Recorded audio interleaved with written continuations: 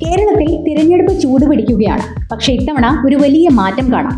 ഇടത് വലത് മുന്നണികൾക്ക് നെഞ്ചിടിപ്പ് കൂട്ടിക്കൊണ്ട് BJP നയിക്കുന്ന NDA മുന്നണിയുടെ ശക്തമായ മുന്നേറ്റം.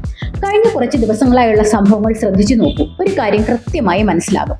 നേർക്കുനേർ നിന്ന് പൊരുതി ജയിക്കാൻ പറ്റില്ലെന്ന് മനസ്സിലായപ്പോൾ പഴയ വോട്ട് ബാങ്ക് രാഷ്ട്രീയവും അഡ്ജസ്റ്റ്മെന്റ് കളികളും ഇടത് വലത് മുന്നണികൾ വീണ്ടും പുറത്തെടുക്കുകയാണ്. ഒരു വശത്ത് വെൽഫെയർ പാർട്ടി UDFന് പിന്തുണ പ്രഖ്യാപിച്ചു. അങ്ങനത്തെ ഒരു മതരാഷ്ട്രവാദം അവർക്ക് ഉന്നയിക്കുന്നില്ല. മറുവശത്ത് PDP LDFനൊപ്പം. ലക്ഷ്യം എന്താണ്? ജനങ്ങളുടെ പ്രശ്നങ്ങളോ നാടിന്റെ വികസനമോ അല്ല, എങ്ങനെയെങ്കിലും വോട്ടൊപ്പിക്കുക എന്നത് മാത്രം. മഞ്ചേശ്വരത്ത് നടന്നു തോർക്കൂ. SDPI സ്ഥാനാർത്ഥിയുടെ പെട്ടെന്നുള്ള പിന്മാറ്റം. ഇതിൽ നിന്ന് നമ്മൾ എന്ത് മനസ്സിലാക്കണം? ഇവിടെ നടക്കുന്നത് ഒരു ജനാധിപത്യ മത്സരമാണോ അതോ വെറും വോട്ട് കച്ചവടം മാത്രമാണോ?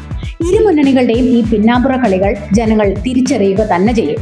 വോട്ട് ബാങ്ക് രാഷ്ട്രീയത്തിനും ഇത്തരം ഒത്തുകളികൾക്കും പകരം നാടിന്റെ വികസനത്തിനും ജനങ്ങളുടെ ക്ഷേമത്തിനും പ്രാധാന്യം നൽകുന്ന ഒരു ഭരണ നേതൃത്വം കേരളത്തിൽ വരേണ്ട സമയം അതിക്രമിച്ചിരിക്കുന്നു.